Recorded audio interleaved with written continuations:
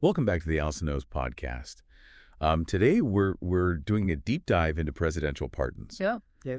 And this is a topic that's always kind of fascinating, but especially relevant, I think, in our current moment. Yeah, definitely. You guys sent in this clip from David Pakman's YouTube show where he's discussing a tweet from Geraldo Rivera. Right. And it got us thinking about what are the real implications of these acts of presidential power? I mean, it's a great question to be asking. It really brings up questions of, personal loyalty Yeah. versus, justice and like the very nature of our political system here in America. Right. Like Geraldo's tweet was in response to Joe Biden's pardon of his son Hunter for a gun charge. And Rivera actually said, quote, most dads, including this one, would do what Joe Biden did. Blood is thicker than water. Oh, wow. So, but does that sentiment hold up, I guess, under the weight of presidential authority? Well, I think it's a powerful statement, and I think it speaks to the human element of these decisions. Yeah. We have to remember that even presidents are parents and family ties run deep. Yeah. But on the other hand, you can't deny the potential for abuse of power. Mm. I mean, especially in this case, Biden had previously pledged not to pardon Hunter. Yeah, and it's not even just about, breaking a promise or something like that. Right. It's very few people in the world have the ability to pardon their own children. Exactly. You know what I mean? Like, that just raises the stakes considerably. Absolutely. I think it adds this whole other layer of scrutiny that wouldn't be there if this was like a political ally or someone who is, seeking clemency for something that happened a long time ago. Yeah. Now, David Pakman, in his analysis of this situation, brings up a really interesting point. Yeah. He starts by saying he's generally against pardons for family and friends. Right. But then he argues that the potential for weaponization of the justice system by the opposing party complicates things. That's interesting. Considerably. Yeah. So, he brings up the potential for Trump to win the next election and appoint Kash Patel as FBI director. right. And if you remember, Patel has said that he wants to go after Trump's political rivals, including the Bidens. Right. So this pardon could be seen as like a preemptive measure Oh, yeah. to protect Hunter from politically motivated prosecution. That's a really good point. So we're seeing this potential clash between personal loyalty and like political maneuvering, all within this framework of the justice system. Yeah. And it makes you wonder, like, how much of this pardon is about protecting Hunter, Right. and how much of it is about Biden, like, trying to safeguard his own presidency. Exactly. And I think that's the million-dollar question, right? And we're never going to know exactly what Biden's motivation was. Right. But I think placing it in the context of, Pakman's argument really raises some concerns about the politicization of the justice system. Yeah, and this isn't the first time we've seen this kind of controversy. Trump pardoned Charles Kushner, Jared Kushner's father, and then appointed him as ambassador to France. Oh, yeah. So it feels like there's this double standard at play. Well, I think there's definitely a perception of a double standard. But the interesting thing to me is that the outrage over Biden's pardon seems to be greater than the outrage over Trump's pardon of Kushner.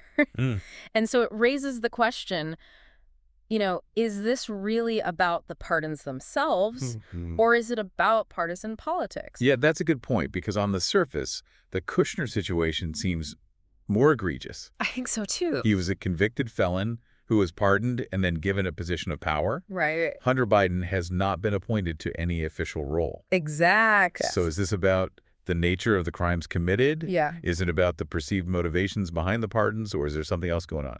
That's what I want to know. Yeah, I think this is where the historical context is important. Okay. Presidential pardons are a long-standing tradition in the United States. Right. I mean, they date back to George Washington. Wow. Lincoln, for example, used pardons extensively after the Civil War as a way to reintegrate Confederate soldiers back into society. I see. So it's not always, a bad thing or like shady. Right. It's a reminder that pardons can serve a variety of purposes, from showing mercy to promoting national healing. Yeah. But it also makes you wonder, is this power enshrined in the Constitution? Is it a feature of the American system or a potential bug? Interesting question. Before we go any further, I want to take a quick moment to remind everyone about Allison Knows Awesome YouTube channel. Yes. If you're enjoying this deep dive and want to explore more fascinating topics like this one, be sure to check it out. Definitely. We've got tons of great content over there just waiting to be discovered. It's a great resource. So back to this idea of pardons as a feature or a bug. Okay. It seems to me that the line between those two can be pretty blurry. Yeah.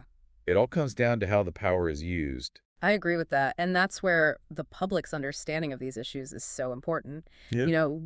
Do we as a society accept that presidents will sometimes use pardons to protect family and friends? Yeah. Or do we demand a higher standard of ethical conduct, even if it means potential political fallout? Yeah, that is a tough question. Yeah. And there are no easy answers. No. But I think it's a conversation worth having. I agree. And it's not just about these individual cases, Right. These pardons have broader implications for the justice system and our democracy as a whole. Exactly. It makes you wonder, do these acts set a precedent? Mm-hmm. Does it sort of normalize this idea that presidents are above the law, or at least have a different set of rules? That's the real danger, isn't it? If we start to see presidential pardons as a way to circumvent the normal judicial process. Right. And it really undermines the whole concept of equal justice under the law. And what's especially concerning is that these pardons often happen at the end of a presidency when there's less accountability. Right. It's like they have this lame duck freedom where they feel like they can make these controversial decisions, knowing that they're not going to face re-election. So what can be done about it? Is there any way to reform the pardon process to make it more transparent and accountable? Well, there have been calls for reform for years, but it's tricky. Yeah. You have to balance the president's power to grant clemency. Right. Which is an important check on the judiciary, but also the need for transparency and accountability. Is there a way to strike that balance? Are there historical examples or models from other countries that we could look to? Yeah, some legal scholars have suggested creating an independent commission to review pardon applications, kind of like parole boards.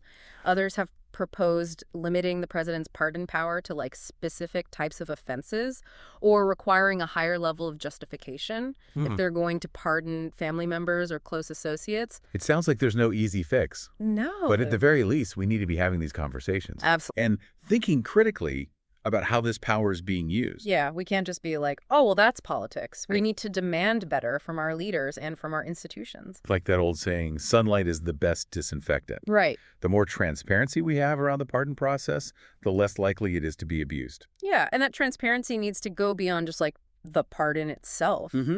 We need to know what was the rationale behind the decision, what factors were considered, what are the potential implications for the justice system.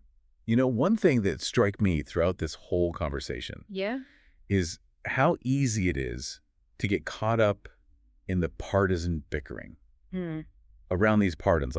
We hear the left criticizing Trump, the right criticizing Biden. Yeah. But I think it's important to kind of step back from that noise and consider the bigger picture.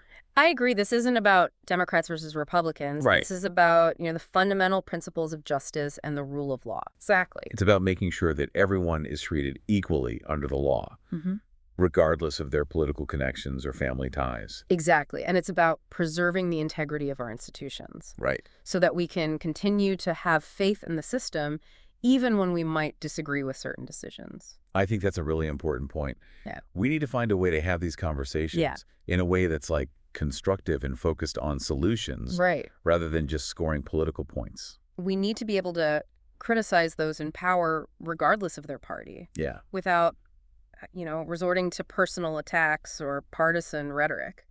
Speaking of finding information and perspectives that challenge our assumptions, yes, I have to give another shout out to the Allison Knows YouTube channel. Of course. If you're enjoying this kind of in-depth analysis, you'll definitely want to check it out. Definitely. We cover a wide range of topics, always with the goal of informing and engaging our audience. It's a great resource. So back to this idea of presidential pardons.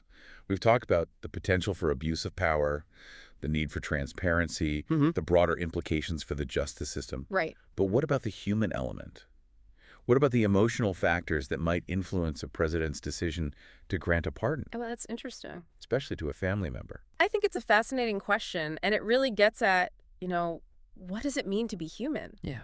We all have loyalties, we all have people we care about, and sometimes those loyalties can conflict with our obligations to a higher authority. Oh, right. We can imagine the pressure a president must feel knowing that they have the power to potentially shield a loved one from punishment. Yeah. Even if it means facing public criticism or accusations of wrongdoing.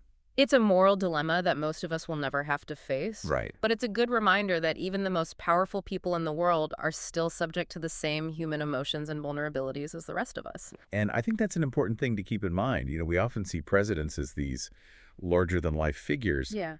but at the end of the day, they're just people trying to navigate complex situations and make difficult decisions. Exactly. And sometimes those decisions are made from a place of compassion or desire to protect the people that they care about. But that doesn't mean those decisions are always right Right. or that they should be above scrutiny. Right. It's about finding that balance between understanding the human element and holding those in power accountable for their actions. Exactly. And recognizing that power, even when it's used with good intentions, can be a double-edged sword. Yeah. It can be used to promote justice and mercy, but it can also be used to shield those close to the powerful from the consequences of their actions. I feel like we're grappling with this really fundamental question, like, what is the true purpose of a presidential pardon? Right. Is it about justice or mercy or something else entirely? That is the question, isn't it? I mean, it's something that's been debated, since the founding of our country. Yeah. And there's no easy answer. The Constitution gives the president this incredible power, Right.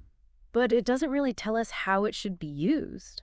So we're left to kind of interpret the intent Yeah. based on historical precedent and our evolving understanding of justice and accountability. Exactly. And as we've seen, the use of pardons has evolved a lot over time. Yeah. It reflects changing social norms, political climates, legal interpretations. It strikes me how these pardons always seem to spark this really intense public debate. Yeah.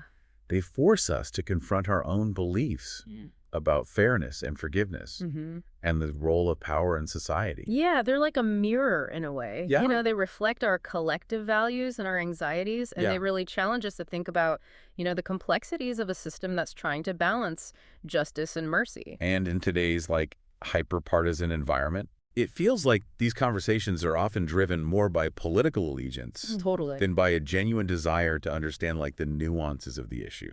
Yeah, it's so easy to just get swept up in that outrage cycle, to just condemn or defend something based on party lines. Right. But I think we have to resist that. Yeah. We need to be having, more thoughtful and nuanced conversations about these really complex matters. Yeah. Because ultimately these pardons have real-world consequences. Absolutely. They affect people's lives. They shape public perception of the justice system. They potentially set precedents for future presidents. Exactly. And that's why it's so important to stay informed. Yeah.